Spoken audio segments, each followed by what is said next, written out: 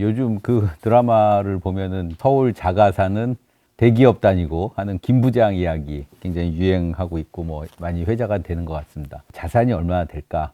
김 부장 평균보다는 좀 많은 것 같습니다. 그래서 50에서 60세 이상이 평균적으로 정도 순자산을 가지고 있다. 우리나라 중산층의 연소득은 한 4만 원 정도 되고요.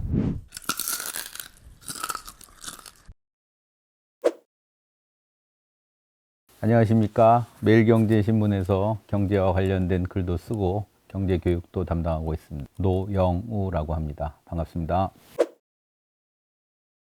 요즘 그 드라마를 보면은 서울 자가사는 대기업 다니고 하는 김 부장 이야기 굉장히 유행하고 있고 뭐 많이 회자가 되는 것 같습니다. 극 중에 나오는 것처럼 이 50대 인 분들의 어떤 그 자산이 얼마나 될까? 김 부장은 조금 평균보다는 좀 많은 것 같습니다. 근데 이제 이 통계청에서 발표하는 자료를 보면은 50에서 59세까지 그 평균적인 순자산이라고 하는 거는 이제 자산에서 부채를 뺀 금액인데요. 이 금액이 5억 1천만 원 정도. 그리고 40에서 49세가 4억 5천만 원, 60세 이상이 5억 2천만 원 정도 됩니다. 그래서 50에서 59세, 60세 이상이 우리나라에서 그래도 순자산이 제일 많은 그 연령 구조인데 그 평균적으로 5억 정도 순자산을 가지고 있다라고 보시면 되겠습니다.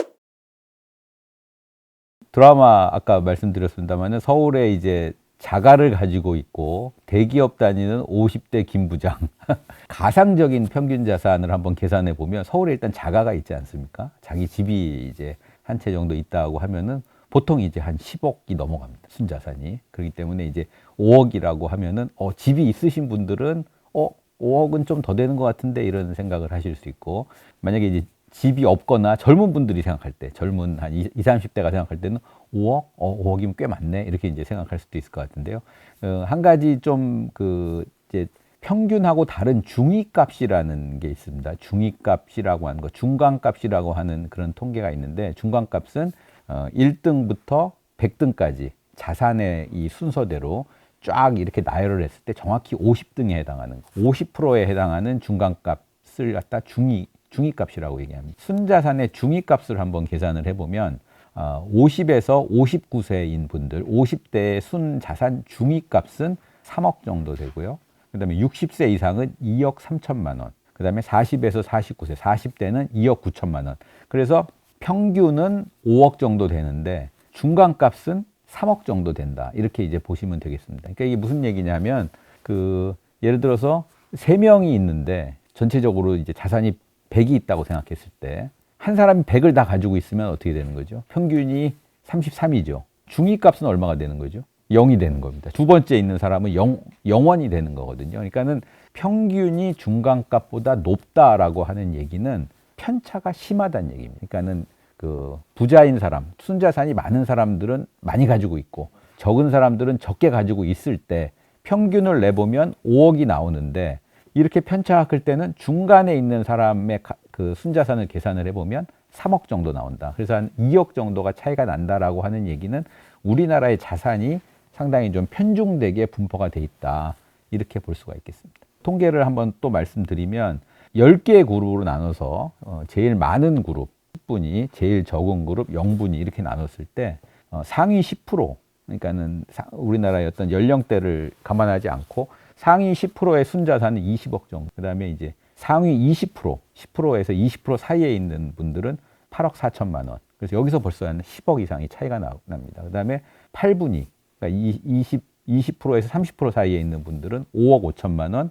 그다음에 7분위, 그러니까는 한 40% 이하는 3억 9천만 원. 이렇게 해서 굉장히 급속하게 20억부터 한 40%에 있는 분들은 한 4억 정도 되는데 상위 10%에 있는 분들은 20억을 가지고 있습니다. 그래서 이제 전체적으로 우리가 이제 상위 30% 정도 되는 분들이 우리나라 자산의 75%를 가지고 그렇기 때문에 이제 상위 30%에 해당되는 부분, 그중에 이제 상위 10%에 해당되는 분들은 자산을 많이 가지고 있는 것처럼 보이지만 그게 아닌 분들은 상대적으로 자산을 굉장히 적게 갖고 있다. 그래서 이제 양극화가 우리나라는 좀 심한 편이다. 예를 들어서 뭐 미국이나 뭐 유럽이 있는 국가들 그런 나라들은 이제 역사가 오래됐기 때문에 우리나라보다 자산 불평등도가 조금 더 높을 수가 있어요. 통계적으로 보면은. 근데 이제 문제는 뭐냐면 우리나라는 속도가 굉장히 빠릅니다. 1980년대, 90년대, 뭐 2000년대 이렇게 오면서 우리나라는 그 전쟁에서 출발을 했지 않습니까? 1950년대 전쟁. 그러니까 모든 사람이 가난하게 출발을 했어요. 우리나라의 어떤 역사를 놓고 보면 한 5, 60년 정도의 역사를 보면 모든 사람들이 가난하게 출발했는데 그러면서 사람들이 하나씩 하나씩 소득을 얻고 자산을 얻고 이렇게 하면서 이제 불평등이 생겨났는데 그 속도가 굉장히 빠릅니다. 그리고 그 속도가 특히 최근 들어서 부동산 값이 굉장히 많이 올랐잖아요. 부동산 값이 굉장히 많이 오르면서 서울에 이제 소위 말 아까도 말씀드렸지만 자가가 있는 사람과 그렇지 못한 사람 간의 격차가 굉장히 빠른 속도로 벌어지고 있다. 그러니까 이 속도의 문제라고 생각을 합니다. 소득이라는 건 이제 자기가 벌어들이는 1년 동안에 얼마나 벌었냐 이런 걸 이제 나타내 주는 것이 소득인데 소득도 우리나라 마찬가지입니다. 소득도 불평등도가 그러니까 양극화라고 할 수 있는데 양극화가 비교적 굉장히 빠른 속도로 진행이 되고 있습니다. 그래서 이제 그 한 가지 통계를 말씀드리면 소득도 마찬가지로 평균 소득과 중위 소득 간의 차이가 크면 아까 자산과 마찬가지로 불평등도가 높다고 말씀을 드렸지 않습니까? 근데 이제 그런 측면에서 보면은 우리나라가 이제 50대의 경우에는 평균 소득과 중위 소득이 한 1,500만 원 정도 차이가 나고요. 그다음에 40에서 49세, 40대의 경우에는 1,400만 원. 그리고 30대는 1,000만 원 정도가 차이가 납니다. 근데 이제 한 가지 재밌는 것은 60세가 넘어가면 이 중위 소득하고 평균 소득하고의 차이가 1,700만 원 정도가 돼가지고 전 연령 중에서 제일 높습니다. 60대가 가면은 오히려 이제 소득 간의 불평등이 더 커진다. 이렇게 볼 수가 있겠습니다. 보통 이제 60살 정도까지 열심히 일을 하고, 그죠? 60대 이후부터는 정년이 60세니까 이제 60세 이상부터는 노동을 하기는 좀 쉽지가 않지 않습니까? 일을 해서 버는 돈은 이제 60세까지 이제 일을 해서 벌면서 소득 격차가 좀 벌어지는 거고 어떤 사람은 많이 벌고 노동을 해서 어떤 사람은 적게 벌고 이렇게 되는데 60세가 넘어가게 되면 노동에 대한 소득보다는 다른 소득들이 많죠. 그러니까 예를 들어서 임대 소득, 그러죠? 예를 들어서 뭐 자기가 어떤 건물이 있거나 집이 있거나 이런 걸 보면 임대를 줄 수 있고요. 그다음에 이제 주식 같은 데 투자를 했다 그러면은 배당을 받게 되고 그다음에 또 뭐 주식을 팔거나 이럴 때는 또 어떤 그 차이를 또 소득으로 얻게 되고요. 자산을 팔았을 때 자산에서 발생하는 소득이 많고 자산에서 발생하는 소득은 격차가 더 커지는 겁니다. 그러니까 자산의 분포가 상당히 좀 불평등하게 돼 있기 때문에 자산에서 얻는 소득은 노동에서 얻는 소득보다 더 차이가 더 크다. 이렇게 볼 수 있습니다. 중산층 기준은 이제 제일 많이 통용되는 그 기준이 가구당 소득을 가구 원수로 나눈 겁니다. 우리 PD님 한번 가구 원수가 4명이다 한번 생각을 해보고요. 만약에 4명이 이제 1,000만 원을 1년에 번다.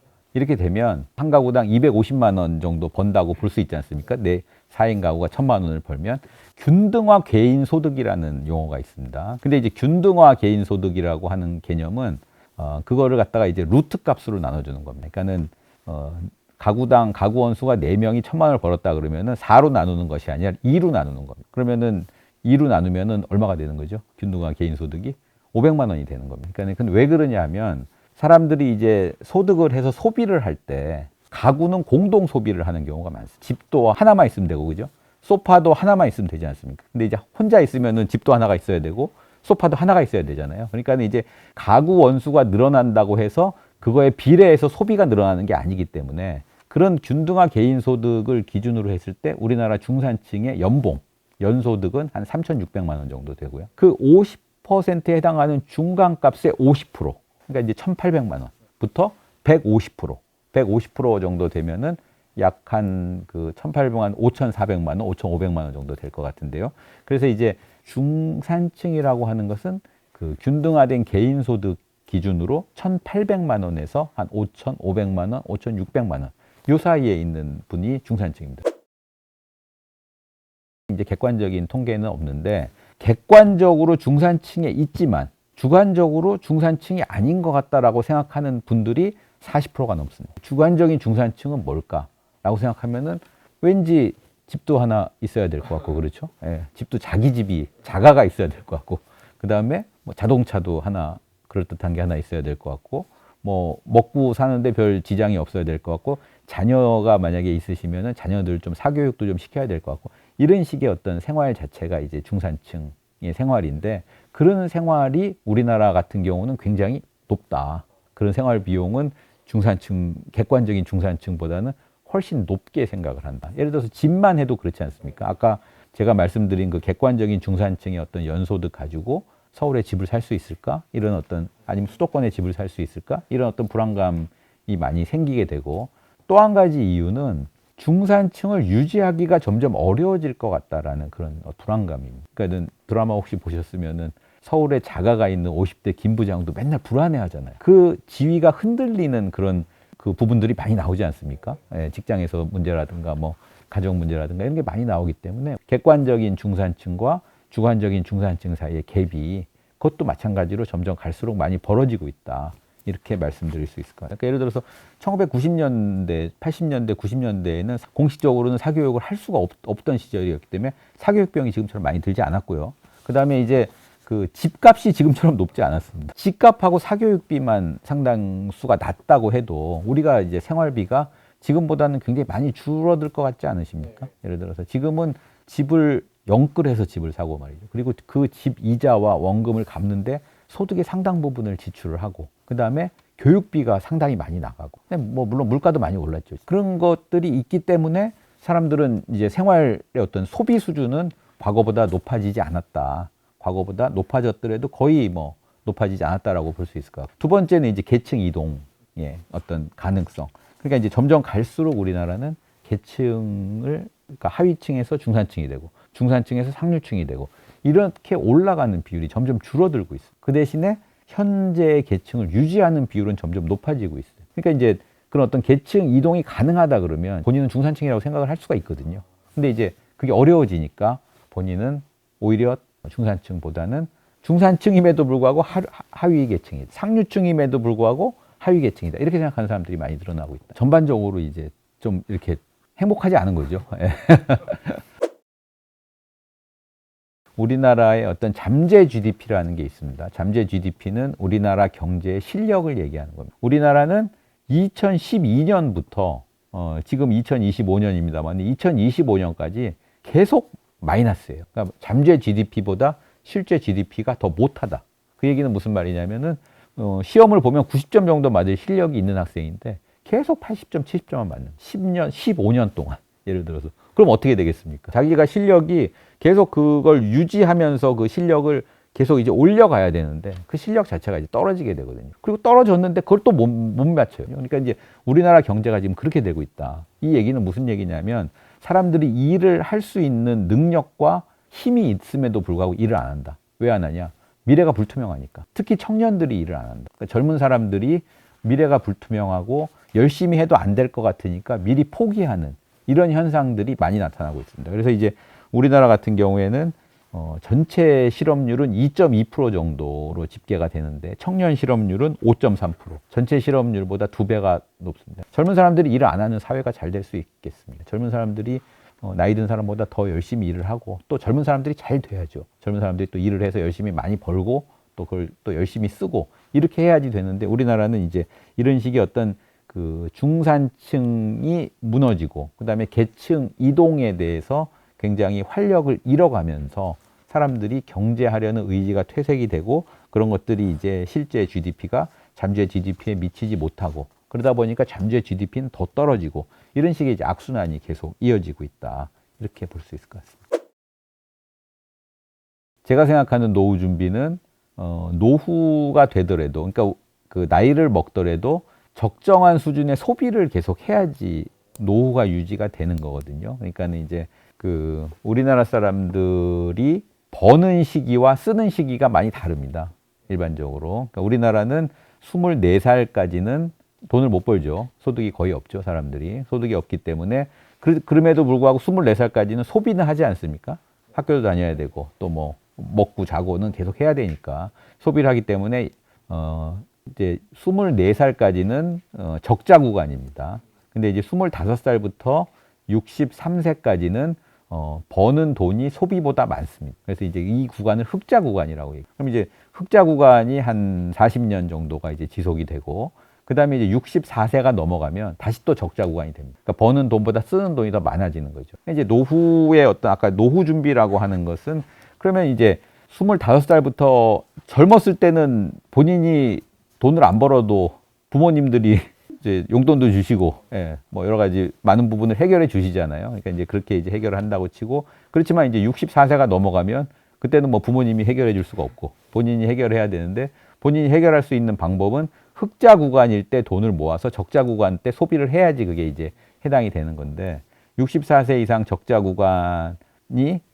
우리가 평균적으로 쓰는 돈이 얼마냐, 우리나라 사람들이. 보통 한 1년에 1,500만 원에서 2,000만 원 정도를 씁니다. 보통 소비를 하면. 그러면은 예를 들어서 64년부터 한 30년을 산다 그러면은 얼마가 필요할까 한번 생각을 해보면은 한 5억 내지 6억 정도가 필요합니다. 그러면 이제 우리가 아까 처음에 말씀드렸듯이 60대의 순자산이 얼마냐? 그게 한 5억에서 5억 5천, 6억 정도가 되거든요. 그러면은 이제 그 소비를 한다고 계산을 해보면은 평균적으로 자기가 이제 예를 들어서 우리나라 사람의 평균이다. 그러면은 60대의 순자산을 남은 기간 동안에 자기가 소비를 하면은 그게 대충 맞아요. 근데 이제 그러면은 무슨 문제가 생기냐면 그 자산을 적절히 이제 소비에 배분을 할 수가 있느냐 이런 문제가 생기는 겁니다. 그러니까 예를 들어서 이제 집 같은 데는 목돈이 들어가지 않습니까? 자기가 이제 집이 있거나 이렇게 되면 이제 소비 여력이 떨어지는 거거든요. 그러니까 그렇기 때문에 이제 집도 어떤 식으로 간에 이제 쪼개가지고 소비를 할 수 있는 방법을 찾아야 되고, 그리고 또 순자산이 모자란 사람들도 많이 있지 않겠습니까? 그러니까 평균적으로 그렇다는 거지. 그거에 뭐 맞지 않는 사람들은 또 자기가 갖고 있는 순자산을 투자해서 돈을 벌어야지 그 소비를 충당할 수 있는 거고. 이렇기 때문에 이제 노후의 어떤 재테크, 그러니까 노후에 어떤 돈을 벌고 유지하는 것은 자기의 어떤 생존과 직결되는 문제이기 때문에 이런 부분들은 매우 중요하다 이렇게 생각을 하고요.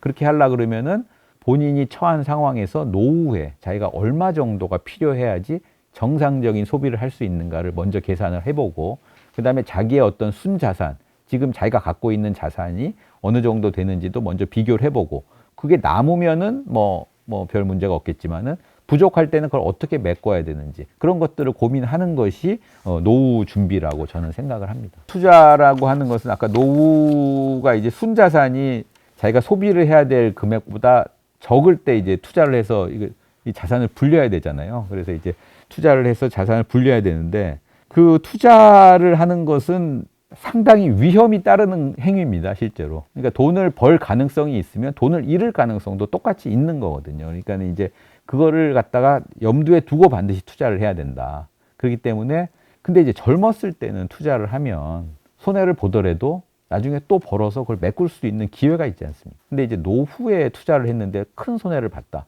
그럼 메꿀 수 있는 기회가 거의 없습니다. 노년으로 갈수록 순자산 격차도 많이 벌어지고 삶의 수준의 격차도 많이 벌어진다고 하셨지 않습니까? 이제 그런 부분들이 있기 때문에 노후 자산을 투자할 때는 굉장히 욕심은 금물이다. 그러니까 목표 수익률을 적정하게 잡아야 된다. 아까 말씀드렸듯이 자기의 어떤 순자산하고 소비하고를 비교해서 그 소비에 미치지 못할 정도를 투자 수익률로 잡아야 된다. 예를 들어서 이제 저희가 말씀드리는 건 투자 방식이 여러 가지가 있습니다. 그러니까는 이제 위험이 크면서 수익이 높은 자산. 대표적인 게 코인 같은 거. 코인 같은 거는 돈을 많이 벌 가능성도 있지만 돈을 잃을 가능성도 굉장히 크고, 주식 같은 것도 상당히 차이가 크고요. 뭐 대형주, 우량주 이런 건 차이가 없겠지만 약간 작은 주식으로 올라갈수록 막 수익률이 10%, 막 100% 이렇게 올라갔다가 마이너스 뭐 50% 이렇게 떨어지기도 하고 막 그렇거든요. 그러니까 이런 것들이 있기도 하고, 부동산 같은 경우도 뭐 어떤 몰빵을 해서 투자를 한다거나 이런 것들은 노후에 하기는 좀 쉽지 않다라고 생각이 되고, 그 대신에 이제 반면에 이제 어떤 예금이라든가 채권 투자,